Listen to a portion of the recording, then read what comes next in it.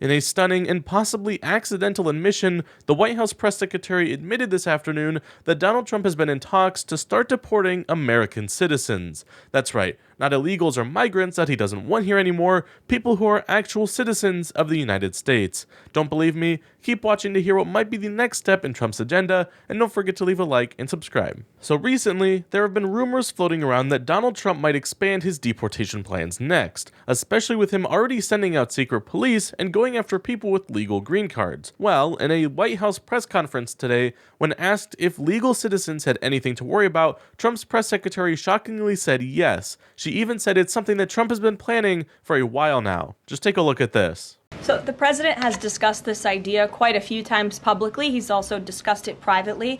You're referring to the president's idea for American citizens to potentially be deported. These would be heinous, violent criminals who have broken our nation's laws repeatedly. And these are violent, repeat offenders in American streets. The president has said, if it's legal, right? If there is a legal pathway to do that, he's not sure. We are not sure if there is. It's an idea that he has simply floated and has discussed very publicly as in the effort of transparency. Reagan.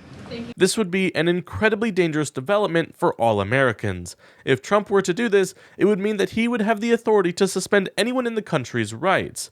Now, when this topic has been brought up before, people would usually say, oh, it only applies to immigrants who became citizens, so don't you worry. But I don't know about you, but I don't think that's what we just heard today. This policy may start there, but once the president is given the authority to steal away American rights, he won't just stop at immigrants, and you know that. Caroline Leavitt also claimed that Trump wouldn't do it unless he knew it was completely legal, but that's just a flat-out lie. Just last week, Trump defied a court order to stop a deportation flight, and then he had to ask the Supreme Court to protect him from federal judges. And in case you didn't hear, the Supreme Court just decided that it was perfectly fine for Trump to disobey the courts, at least in this instance. Now, people on the right will claim that, oh, it's just people who have committed heinous crimes, so you have nothing to worry about if you don't do anything bad. And sure, it may start out that way. But there's two problems with this I want to point out. Firstly, I don't feel like the government should have any right to just ship citizens out of a country. If they committed a heinous crime, then they can do the time here where they committed the crime.